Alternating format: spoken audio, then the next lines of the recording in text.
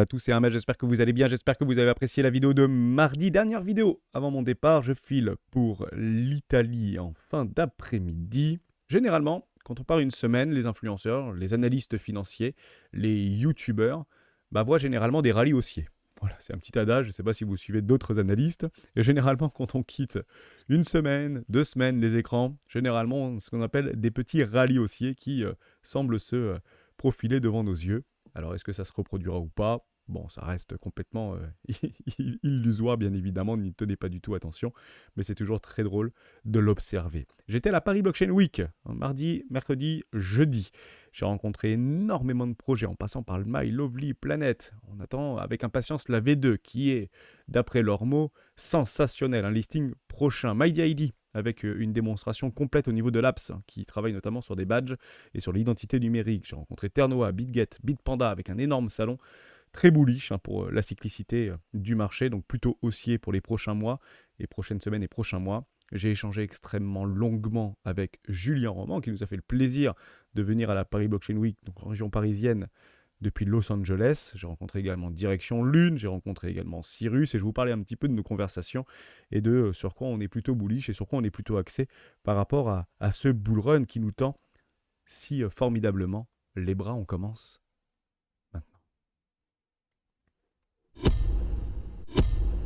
Avant de commencer, je vous invite toujours à rejoindre le Discord des rois du marché. Vous trouverez le lien dans la description. À l'intérieur, une documentation qui s'appelle la stratégie des 4 rois. N'hésitez pas à l'utiliser, vous en imprégner, vous en inspirer pour vous aussi trouver votre propre style d'investissement, que ce soit sur le court, moyen, long terme. Voire très long terme, c'est complètement gratuit. Vous l'avez sur le Discord dans l'onglet documentation avec beaucoup de contenu également réalisé par les membres et notamment les membres bienfaiteurs. N'hésitez pas à aller vous en inspirer pendant cette semaine où les rois du Bitcoin seront un petit peu en veille, même si le Discord et les membres bienfaiteurs se font toujours un réel plaisir de prendre la libre antenne et de, pourquoi pas, échanger, travailler sur la niche chartiste, la graphique, Ishimoku Kinkoyo ou d'autres techniques, bien évidemment, que ce soit du trading court terme, moyen terme ou de l'investissement plus long terme. Je vous invite également, d'ores et déjà, à aller regarder, si vous ne l'avez jamais fait, la vidéo que je vous avais proposée lors de l'ouverture de l'Académie des Rois. Ça peut peut-être vous donner des idées, peut-être l'envie de nous rejoindre. C'est sans engagement, vous pouvez très bien nous rejoindre que pendant un mois, c'est 49 € par mois. Et c'est peut-être le meilleur moment puisque vous aurez le temps ici de la découvrir. Et on reprendra les lives, donc lundi, mardi et jeudi tous les midis à partir du 22 avril. Et ça vous laisse complètement le temps de bien comprendre et de découvrir ce qu'on y fait tout simplement. Si vous avez la moindre question, Discord, je suis encore connecté bien évidemment, où tous les membres académiciens pourront avec plaisir, je suis sûr, vous répondre. Bon, on va parler Bitcoin très rapidement. Tout le monde le voit, ce fameux triangle de contraction, donc il réapparaît notamment sur le Discord des droits du marché. Donc concrètement, je joue systématiquement les extrêmes, les extrémités. Donc on va le regarder ensemble. La première chose à comprendre et la première chose à voir, c'est qu'on a deux bornes ici de range. Ici bull, ici bear. D'ailleurs, d'ores et déjà, je vous propose un giveaway. Pendant toute la période de mon absence, soit ça va être bull, et à ce moment-là, dans les commentaires, vous avez jusqu'à mercredi prochain pour me le donner, soit vous êtes bull, ça veut dire qu'on aura une clôture pour le 21 avril, donc dimanche 21 avril prochain, et on fait le point le 22, est-ce qu'on sera au-dessus des 73 757 $? À ce moment, dans les commentaires, vous dites boule. Si vous pensez qu'on est plutôt bear, ça veut dire qu'on viendrait à clôturer, donc avant ou d'ici le 21 avril prochain, est-ce qu'on sera plutôt bear? Donc est-ce qu'on aura des clôtures hebdomadaires en dessous des 64 543 $, ou est-ce qu'on est en range, tout simplement.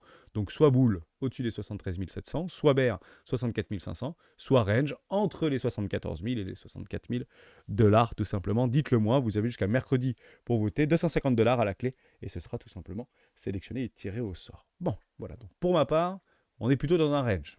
On est dans un triangle de contraction. On tente d'ailleurs de le résoudre, ce triangle de contraction. On va le regarder sur une charte que j'ai faite tout à l'heure. Ce sera beaucoup plus simple par rapport à notre élotisme. C'est extrêmement simple en fait à comprendre. Ces triangles de contraction ont des résolutions avec des objectifs de prix. Ici, 83 000 $ en cas de résolution haussière. Et on tente ici de résoudre par le haut d'ores et déjà. C'est quelque chose qu'on voit, c'est pas quelque chose qu'on croit. C'est clairement visuel avec des clôtures ici en daily. Et on vient en fait travailler cette petite résistance oblique ici par rapport à une trendline baissière.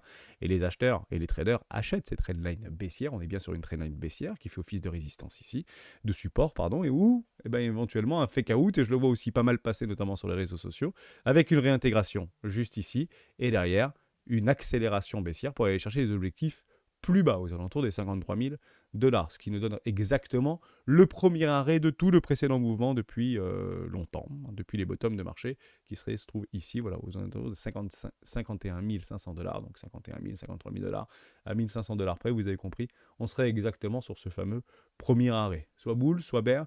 Moi, personnellement, je me positionnerai, comme je vous l'ai dit et comme je vous l'ai toujours dit, sur des extrêmes. C'est-à-dire que si on vient chercher en haut et la prise de liquidité. On sait quelle est liquidité vendeuse ici. Il n'y a aucun problème avec ça. Vous avez beaucoup de vendeurs à découvert qui sont positionnés.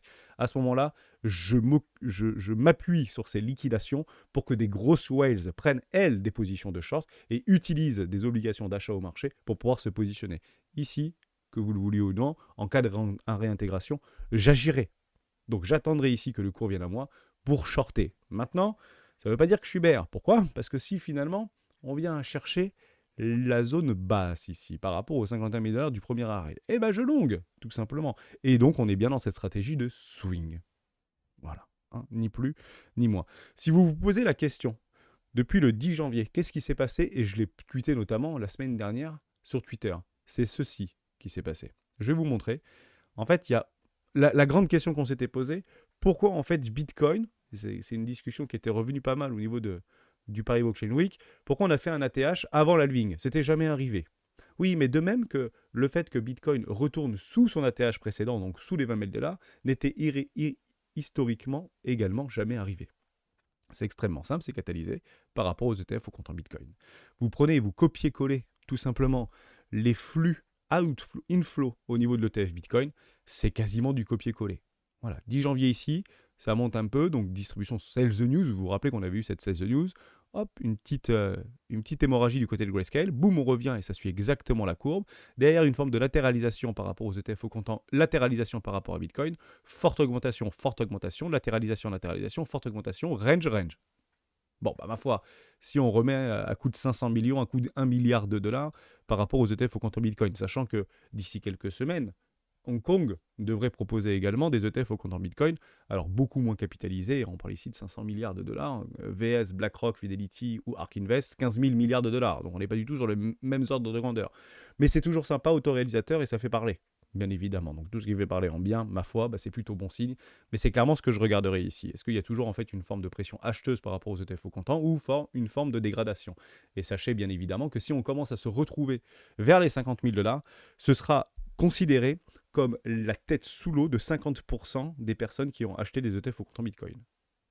50% des investisseurs d'ETF auront la tête sous l'eau. Dès lors, on arrive sur ce qu'on appelle des points d'aversion, donc potentiellement des panic sells. Donc il faut absolument, et encore une fois, même si c'est de la prédictive, il faut à tout prix tenir les 50 000 $. Et croyez-le ou non, beaucoup vont le défendre. Le momentum est extrêmement haussier, beaucoup défendront les 50 000 $. Dès lors, si on les brise, alors déjà, si on y va, c'est déjà pas gagné, puisque c'est quand même bullish, mais si on les brise, à ce moment-là, ce sera considéré comme une énorme opportunité. Donc je travaille en swing, donc j'appelle ça des swing spots, mais je le fais sur des contrats futurs, puisque je suis plutôt sur du court terme, et les frais sont beaucoup moins élevés sur des contrats futurs. Ici, en 2 fois, je rentre toujours en 2 positions. Je vous donne un exemple. Je veux mettre 1 000 $ dans ce swing.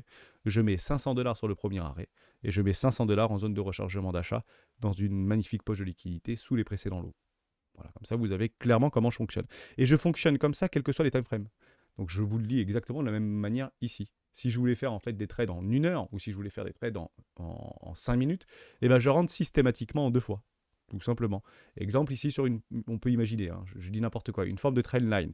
Derrière, on va chercher une poche de liquidité, réintégration, je mets un investissement ici. Et si on vient chercher mon stop, je remets un investissement là avec un bloqueur sous le précédent high, sous les précédents lows. Voilà, c'est comme ça que je fonctionne, toujours en 2 fois. Ça, c'est des techniques, des approches que j'utilise de professionnel du trading que je suivais il y a maintenant plusieurs années. Toujours rentrer en 2 fois. Ça permet une chose, de ne pas en fait se laisser envahir par nos émotions. Ça baisse, donc j'ai tort. Si j'ai tort, je coupe. Si je coupe, je perds. Et le fait de rentrer en 2 fois, ça crée en fait une sensation d'opportunité dans le trade en cours. En somme, si ça monte, j'ai raison, j'ai gagné, je suis content, je hold, si vous voulez, je tiens mon trade. Mais par contre, si ça baisse, super, c'est une opportunité. Donc, vous créez en fait une sensation asymétrique entre je perds, donc j'ai tort, et super, ça baisse, donc j'ai une nouvelle opportunité. Ça, c'est très important psychologiquement. Côté order flow, pas grand-chose à dire. Les top traders continuent un petit peu à se dégrader par rapport à toute cette consolidation qu'on avait observée. Les fundings sont revenus à peu près à la normale, mais sont encore relativement hauts. Donc c'est clairement du choppy. On a des schémas de wake-off qui sont en train de se mettre en place. Donc est-ce qu'on va chercher un spring? Est-ce qu'on va chercher un ST? Peu importe. Jouer les extrêmes, si on est bien dans des schémas de wake-off, généralement on va taper tantôt en haut, tantôt en bas, jusqu'à une forme de résolution. Et on a encore probablement du temps en termes de consolidation. J'ai eu beaucoup de plaisir à échanger avec Julien Roman. Et d'ailleurs, je vous le partage directement ici par rapport à sa dernière vidéo de 3 semaines. Comme ça, vous avez exactement toute sa stratégie par rapport au bull run. Franchement, sa vidéo, elle est vachement bien. Elle est longue, elle dure 45 minutes. Ça fait longtemps que les rois n'ont pas fait de vidéo de plus de 45 minutes. Mais au moins, vous avez clairement sa stratégie, ses petites cryptos qu'il a observées, son narratif qu'il a sélectionné. Là où il est le plus bullish, je pense que c'est une des meilleures vidéos à aller regarder si vous ne le connaissez pas. C'est un des plus populaires influenceurs francophones, notamment, plus de 300 000 abonnés. Honnêtement, cette vidéo-là est super intéressante et on en a beaucoup discuté lors de notre rencontre en fin de journée du mercredi soir. Voilà, donc un petit clin d'œil à Julien. On s'est échangé et pourquoi pas d'ailleurs l'inviter prochainement sur la chaîne.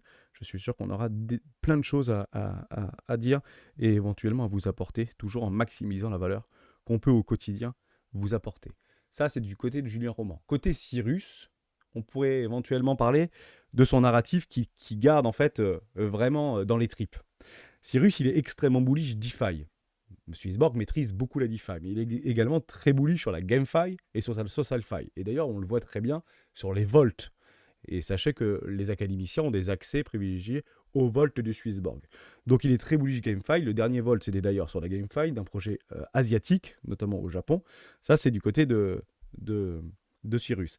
Côté Direction Lune, un influenceur, à peu près 10 000 abonnés, on a pris aussi beaucoup de plaisir à échanger avec lui. Il est très chaud Memecoin, il a fait de l'argent sur les Memecoin, et il est extrêmement chaud sur Ton. Ton, c'est la crypto-monnaie de Telegram. Donc ça fait partie des top 10 de la capitalisation boursière au niveau des altcoins, donc 9e ici. Alors, est-ce que c'est trop capitalisé, pas trop capitalisé? Ma foi, Telegram, c'est quand même une application qui est énormément utilisée à travers le monde. Ils ont créé leur propre coin. Il y a des vrais cas d'utilité. Il est extrêmement bullish. Il en avait acheté sur les coups, me semble-t-il, les $2, ce qu'il nous a partagé. Et il est extrêmement bullish sur cette crypto-là. Et ça revient encore une fois à renforcer, notamment sur les top 10, sur les grosses caps, ce qu'on appelle des grosses caps. Qu'est-ce qu'on va jouer également au niveau du salon en grand général de Paris Blockchain Week? C'est clairement les Real World Assets. J'ai vu je ne sais pas combien de salons avec placardé Real World Assets et un petit peu d'IA. Mais je me dis que l'IA, c'était des préparations de stand d'il y a 6 mois en arrière. Mais c'est vrai que beaucoup ont mis des pancartes sur le RWA, inscrivent leur logique et leur développement dans les Real World Assets. Donc le salon du Paris Blockchain Week, honnêtement, avait plutôt une tendance au Real World Assets RWA, donc très bullish de ce côté-là. Une dernière petite chose par rapport à là où on pouvait être bullish, ou en tout cas où on a trouvé ensemble, telle une conversation très décontractée, sur les secteurs où on était extrêmement bullish. On est bullish sur les DEX, on est extrêmement bullish sur la DeFi. Notamment, d'ailleurs dans la soirée, on a eu l'attaque de la SEC par rapport à la liste vis-à-vis de Uniswap, qui a fait un petit peu dégrader le cours, mais ma foi, c'est juste un petit retracement. Pour l'instant, rien n'est remis en cause. Mais on est très bullish au niveau de la finance décentralisée, notamment des DEX, DYDX, Horn également. Moi, j'ai vu quelques personnes qui étaient extrêmement motivées sur Horn. Alors, est-ce que, comme on en avait parlé précédemment, c'était plutôt du côté d'un marketing plutôt hypé et bien structuré? La question reste complètement ouverte. Uniswap, bien évidemment, et en fait, la finance décentralisée en général. Et une dernière chose peut-être que j'avais notée, au niveau de... Non, c'est tout. C'est à peu près tout ce qu'on avait éventuellement évoqué ensemble. Voilà, pas plus de choses à dire. Vous avez tout sous les yeux et si vous voulez aller un petit peu plus loin, bien évidemment, rendez-vous sur le Discord des rois du marché. Allez, peut-être un petit truc. C'est Raphaël, trader authentique. Très sympathique, c'est un jeune tweetost qui a partagé quelques moments avec nous.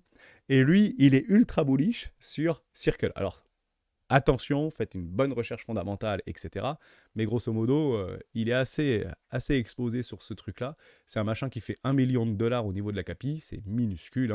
Faites très attention d'ailleurs parce qu'il y a beaucoup de scams. Donc vérifiez bien au niveau de l'adresse du contrat. C'est sur la blockchain Base, sur le layer 2 de Base, donc de Coinbase.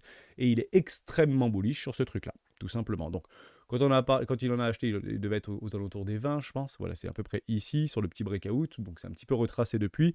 Donc, je me dis, zone de rechargement d'achat, c'est plutôt beau, c'est complètement horizontal, même si il y a une forte volatilité. Ceci est un range, n'est clairement pas une tendance. Et bah, ma foi, il a peut-être raison, hein, la capitalisation est tellement faible, avec une foule diluée à 14 millions de dollars. Enfin, c'est que dalle en réalité dans le magma des projets crypto. Je vous en parle, ça le met un petit peu en lumière. Je ne conseille absolument pas ou ne préconise absolument pas de s'investir là-dessus. Mais faites vos recherches pour en voir éventuellement des cas d'application peut-être futurs ou de réelle utilité dans les projets actuellement qui sont plus fortement capitalisés pour tenter d'en déceler des arbitrages. Pourquoi? Ah oui, c'est ça que je ne vous ai pas dit et qui est extrêmement important. On essaye aujourd'hui de jouer clairement là ce qu'on appelle la rotation. Donc Bitcoin, puis les grosses capitalisations ou les stablecoins, et ça on le voit très bien notamment au niveau des capitalisations, au niveau des stablecoins, puis les altcoins. Et c'est en ça en fait qu'on démarre un alt season. Et ce alt season, on est à peu près tous d'accord pour qu'il arrive d'ici la fin de l'année, début d'année prochaine. Donc fin 2024, début 2025. Ça, c'est clairement en fait un consensus. Alors, est-ce qu'on est tous à côté de la plaque? Est-ce que ça va partir la semaine prochaine? Honnêtement, j'ai quelques doutes, mais concrètement, au niveau des stablecoins, on voit bien qu'en fait, il y a une forte accélération. Donc, depuis quelques mois maintenant, quelques semaines, on parle de février 2024, on va dire quelques semaines, ça avait du mal à partir au niveau de la complétion ou comment on dit ça exactement, l'agrégation de stablecoins sur le marché, notamment USDT, USDC, enfin pas BUSD maintenant, on peut le virer parce qu'il n'y en a quasiment plus, et on commence à observer une forme d'accélération. Et donc on est clairement dans cet intercycle de rotation qui a été biaisé par rapport aux ETF au compte en Bitcoin, puisque ce ne sont pas des acteurs qui sont venus sur des échangeurs centralisés ou décentralisés pour acheter du Bitcoin, ils ont acheté des ETF, tout simplement. Et BlackRock en achète notamment, et comme beaucoup, sur Coinbase, pour information. Le stock disponible, tout simplement. Donc là, on est en train d'observer cette fameuse rotation. On n'aura pas vraiment de timing à donner, on ne le sait clairement pas. La question, c'est est-ce que vous voulez le jouer ou est-ce que vous pouvez le jouer? Moi, personnellement, je le joue. Donc là, Bitcoin, même si je suis très peu, voire quasiment pas exposé Bitcoin, donc souvent on a raison trop tôt, ça se confirme encore une fois ici, mais j'attends cette fameuse rotation et on commence à la sentir, on commence à la voir par rapport à pas mal de nos cryptos, notamment beaucoup de 110% qui ont été pris au travers de la stratégie des 4 rois. Je n'ai pas plus de choses à dire, hormis le fait que la SEC encore continue à attaquer en justice Uniswap, donc je l'ai tweeté également, je pense qu'on aura des résolutions d'ici 2 à 3 ans, ça va prendre beaucoup de temps, et c'est pas du tout différent de ce qui se passe du côté de Coinbase. Donc chambre de compensation non déclarée, qui propose des actifs non enregistrés, etc. Donc vous prenez Coinbase, vous prenez Uniswap, donc grosso modo tout ce qui intervient sur le sol américain, ça va se faire dégommer jusqu'à temps qu'on mette la pression aux juridictions. Et je ne pense pas que ce soit une mauvaise chose, et je vais être tout à fait franc avec vous, je pense que Gary ou la SEC n'a pas d'autre choix que d'intenter des actions en justice contre ce projet-là pour faire bouger les fesses à la juridiction et au cadre juridique au sein des États-Unis. S'il ne le fait pas, qui va le faire? Il n'y a pas un juge ou un procureur qui va dire tiens, on va peut-être aller regarder du côté d'Uniswap, on va l'attaquer en justice pour dire mais qu'est-ce qu'il est en train de vendre? En fait, ils n'en ont rien à cirer. Ils ont 4000 dossiers de retard, ou 40 000, si ce n'est encore plus. Donc Gary Gensler, son objectif, c'est quoi? C'est de forcer la justice à prendre des décisions, à arbitrer, tout simplement, à faire son travail, pour que lui, en fait, ait toutes les cartes en main pour prendre des décisions avisées.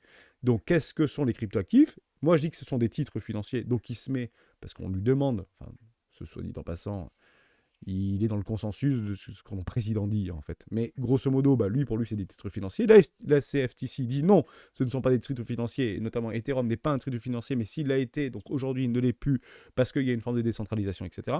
Et en fait, tout simplement, attaquez, prenez des décisions, mais ce n'est pas baissier. Prenez du principe que ce n'est que du FUD. C'est pas parce qu'on se fait attaquer en justice que c'est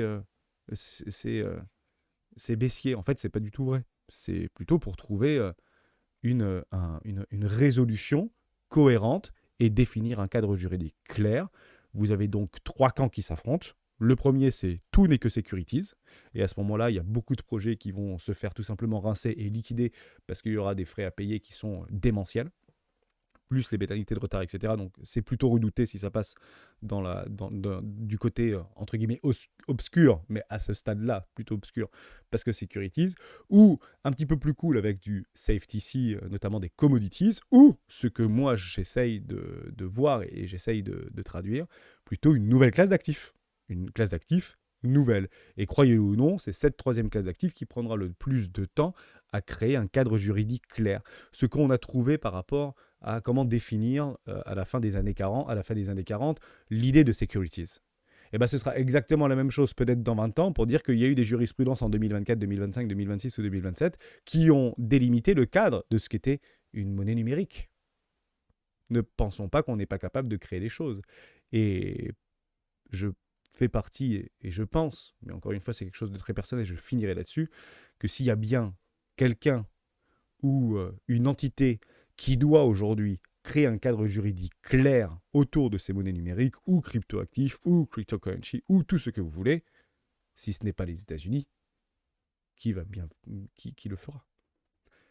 Je vous souhaite à tous et à tous une excellente semaine. Si vous avez la moindre question, directement dans les commentaires, vous avez tous les liens de ce que je propose aujourd'hui et on se retrouve sur le Discord des rois du marché si vous voulez aller plus loin.